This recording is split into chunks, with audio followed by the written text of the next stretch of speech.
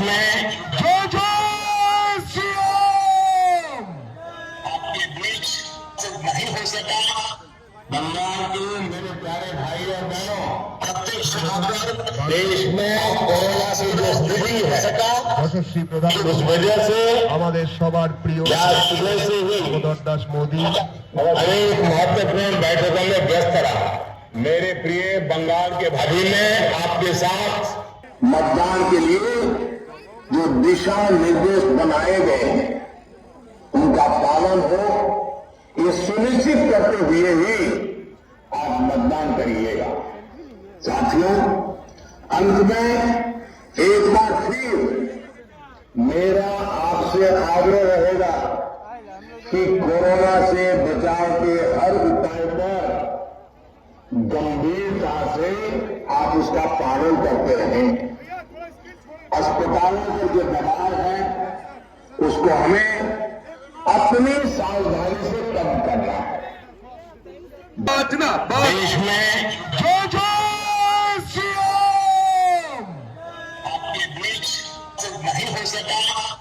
बंगाल के मेरे प्यारे भाई और बहनों, प्रत्यक्ष होकर देश में कोरोना से जो स्थिति है যশস্বী প্রধান उस वजह से আমাদের সবার প্রিয় आज सुबह से ही দামোদর दास मोदी अनेक महत्वपूर्ण बैठकों में व्यस्त रहा। मेरे प्रिय बंगाल के भाई ने आपके साथ देश टेक्नोलॉजी के माध्यम से जुड़ रहा। आपके बीच उपस्थित नहीं हो सका, प्रत्यक्ष आकर आपका आशीर्वाद नहीं ले सका, इसके लिए मैं आपका क्षमा प्रार्थी हूं। विशेष तौर पर आज मैं मालदा, मुर्शिदाबाद, चुरी और साउथ कोलकाता के मतदाताओं, वहां के भाजपा कार्यकर्ताओं से भी क्षमा चाहता हूं। भाजपा कार्यकर्ताओं ने कोविड नियमों को ध्यान में रखते हुए सभा की बड़ी जोर शोर से तैयारी की थी, लेकिन परिस्थितिवश मेरा बंगाल आना आज संभव नहीं है। बंगाल को याद करके मैं बंगाल से बाहर भी रहता हूं तो रवि ठाकुर की ये पंक्ति हमेशा याद आती है। रवि ठाकुर ने कहा था, ओ আমার দেশের মাটি, ও আমার দেশের মাটি তোমার পরে ठेकाए था। ओ मेरे देश की माटी, तुझ पर मैं शीश झुकाता हूं। साथियों, परेड ग्राउंड से मैंने आपके बीच आकर पश्चिम बंगाल के बेहतर भविष्य के लिए अशोक परिवर्तन का आग्रह किया था। इसके बाद आपने जो मुझे और बीजेपी के हर साथी को जिस प्रकार से प्यार दिया, आशीर्वाद दिया, भारी मतदान करके समर्थन किया, उसको मैं व्यक्त करने के लिए मेरे पास शब्द भी कम पड़ रहे हैं। आज जब आपसे मैं जुड़ा हूं तो इस स्नेह का, इस समर्थन का आभार व्यक्त करने के लिए भी आया। पश्चिम बंगाल के कोने कोने में जाकर मैंने अनुभव किया है कि पश्चिम बंगाल के बेहतर भविष्य के लिए एक सकारात्मक बदलाव की इच्छा कितनी प्रबल है। हर उम्र, हर वर्ग, हर मत, हर संप्रदाय के लोगों में, पुरुष हो या स्त्री हो, शहर हो या गांव हो, पढ़े लिखे हो या अनपढ़ हो, सबके सब में सोनार बांग्ला के निर्माण के लिए एक संकल्प दिख रहा। भाई और बहनों, पश्चिम बंगाल के सत्ता बदलने के लिए नहीं है, बल्कि इन चुनावों में एक आकांक्षी, एस्पिरेशन, एक आशावादी पश्चिम बंगाल को उभरते देख रहा।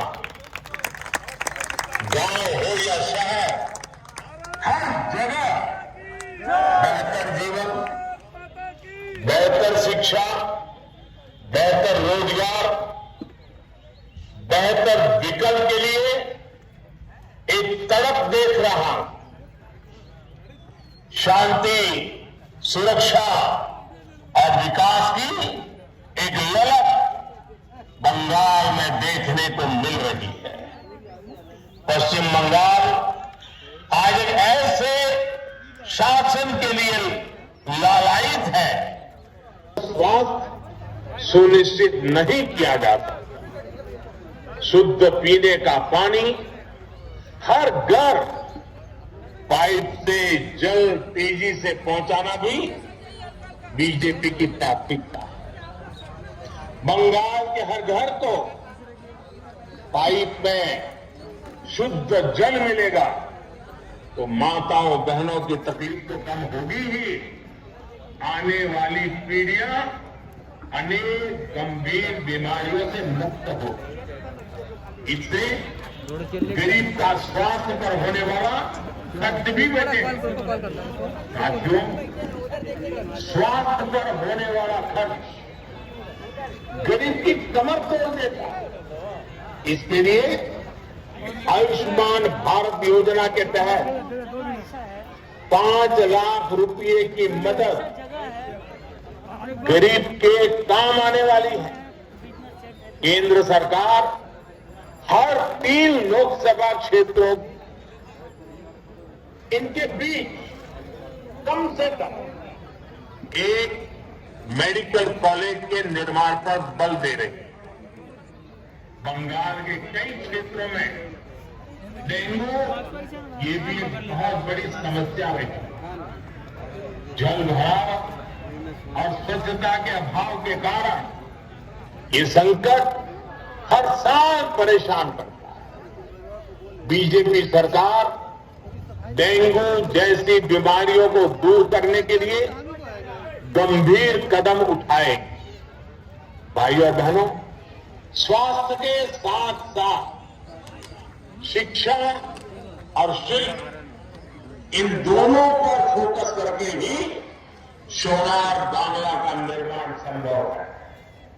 पश्चिम बंगाल के गांव गांव में शिक्षकों की जो समृद्ध परिपाटी है, जो शिक्षकों की सकारात्मक भूमिका है, उसको प्रोत्साहित करना बहुत जरूरी है। गुरुदेव ने शिक्षा और शिल्प को लेकर विश्व भारती में जो प्रयोग किया, नई राष्ट्रीय शिक्षा नीति उसको विस्तार देती है।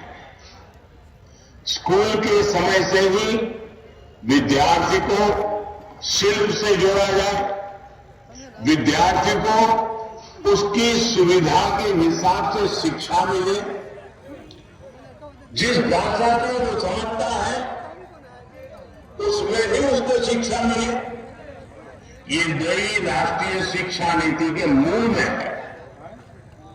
गरीब का, आदिवासी का, दलित, वंचित, शोषित का बच्चा भी उसकी अपनी भाषा में मेडिकल, इंजीनियरिंग, टेक्नोलॉजी की पढ़ाई कर पाए, इसके लिए नई राष्ट्रीय शिक्षा नीति को यहां तेजी से लागू किया जाएगा।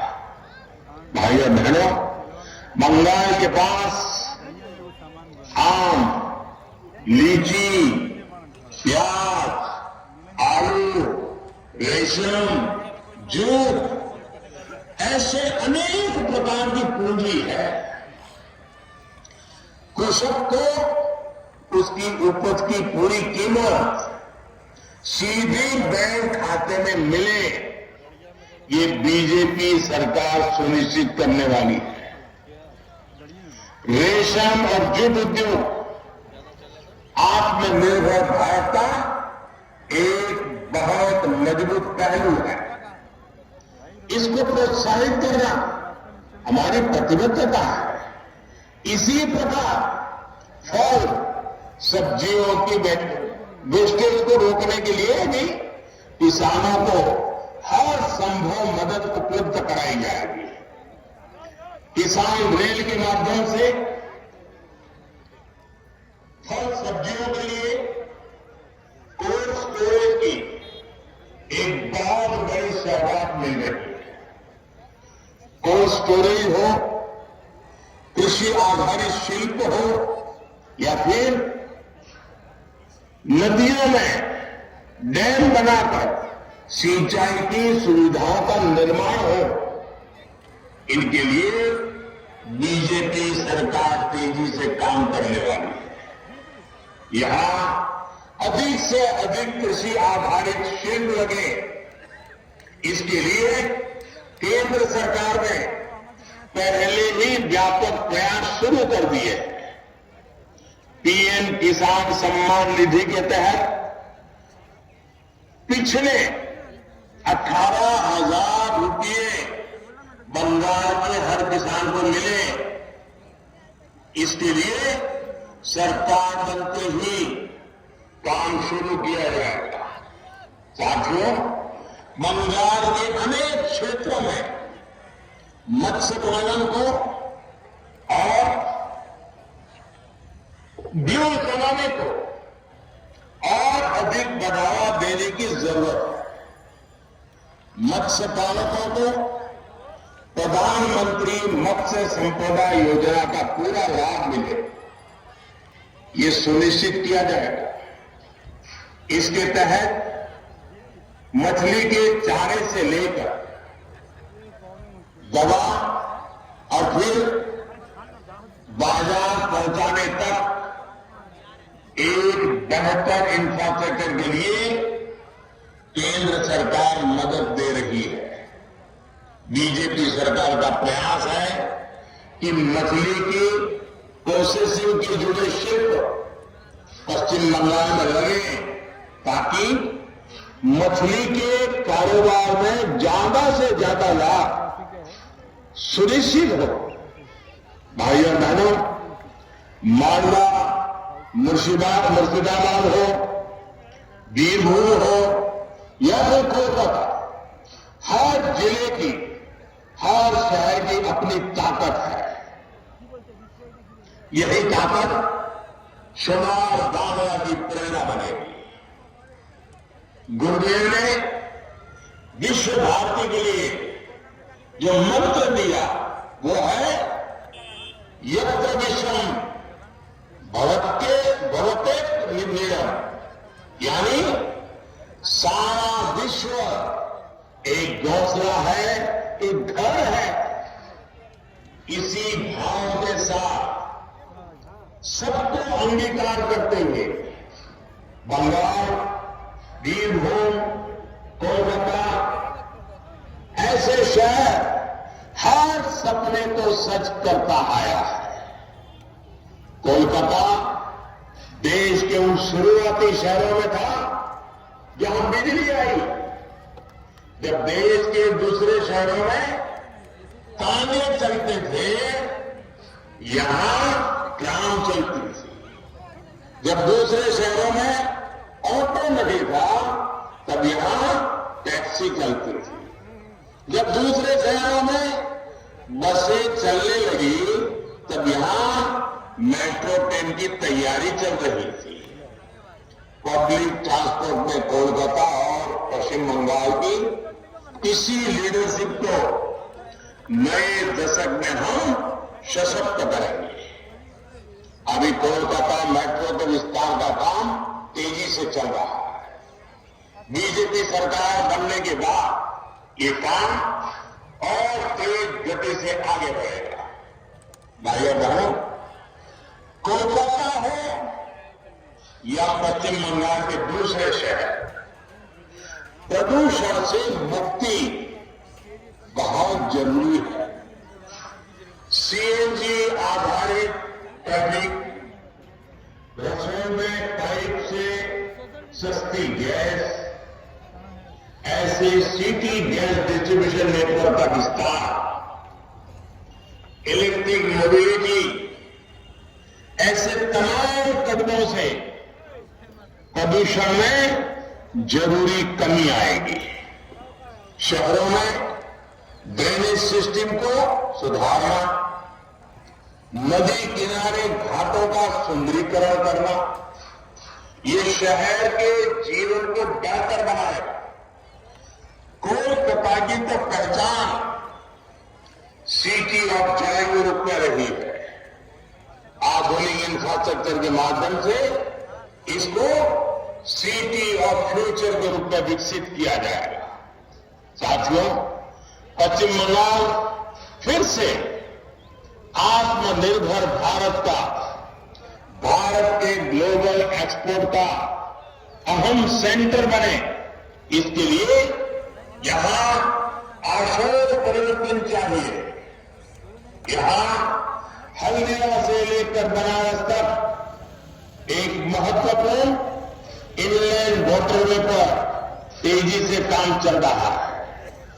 श्यामा प्रसाद मुखर्जी पोर्ट के आधुनिकीकरण पर पहले ही काम शुरू हो चुका है। बीते सालों में जो काम यहां किया गया है, उसके सकारात्मक परिणाम हमें देखने को मिल रहे हैं और भारत सरकार के नाते मुझे संतोष है कि हम कई अवरोधों के बावजूद भी इन कामों को कर पाए, आगे बढ़ा पाए।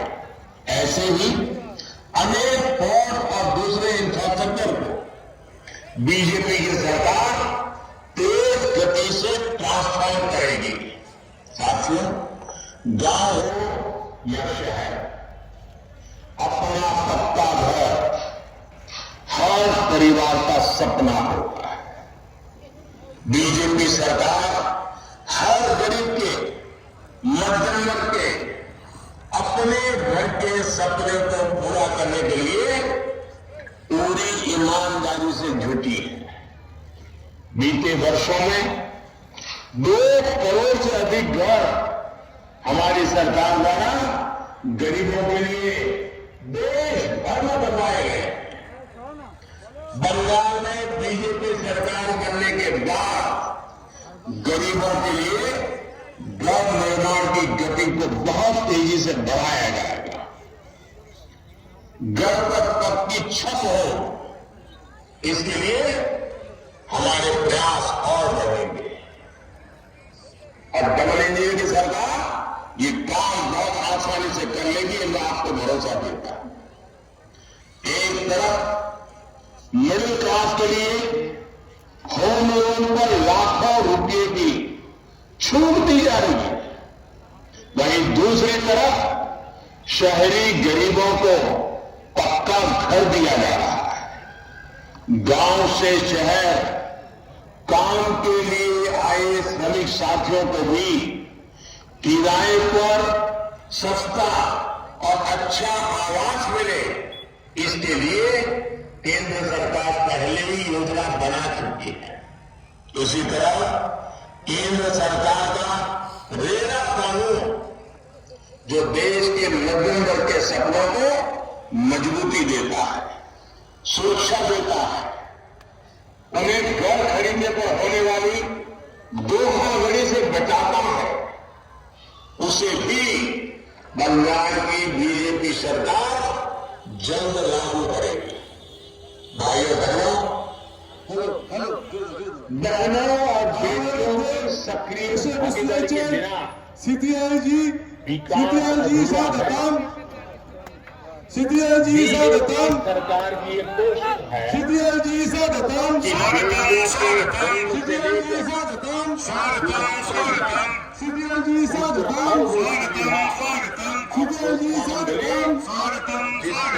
सीटीआईजी स्वागतम, सीटीआईजी स्वागतम, नारी शक्ति की एक प्रकार से पूजनीय स्थल रहा।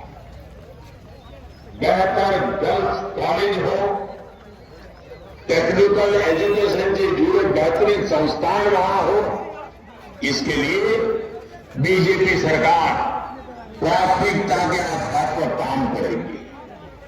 बेटियों के खिलाफ संगीन अपराध करने वालों जल्द से जल्द सजा हो, इसके लिए पश्चिम बंगाल में दर्जनों फास्ट ट्रैक कोर्ट बनाने के लिए भाजपा सरकार आते ही तुरंत काम शुरू कर देगी।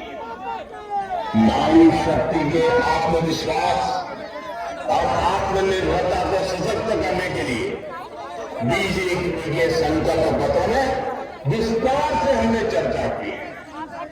सरकार बनते ही पहले दिन से इस संकल्प पत्र के हर बिंदु पर पूरी गंभीरता से काम शुरू किया जाएगा।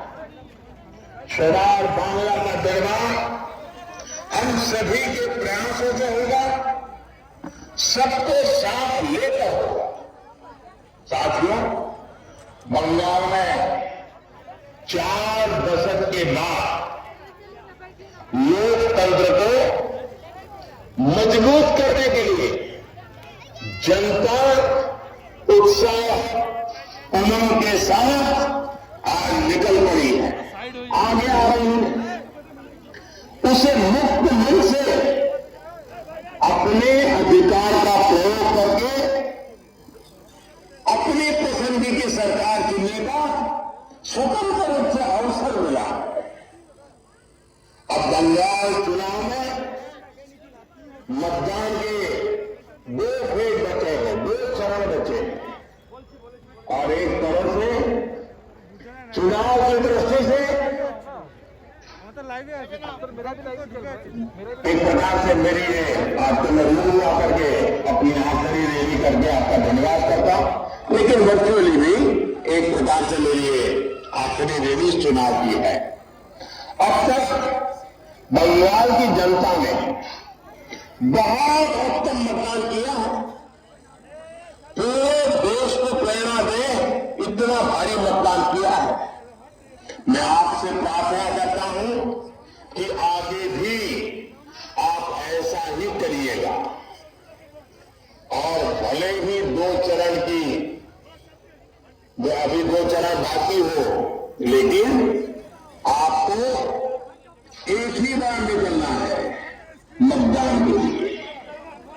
मतदान के लिए जो दिशा निर्देश बनाए गए हैं उनका पालन हो, ये सुनिश्चित करते हुए ही आप मतदान करिएगा। साथियों, अंत में एक बार फिर मेरा आपसे आग्रह रहेगा कि कोरोना से बचाव के हर उपाय पर गंभीरता से आप उसका पालन करते रहें।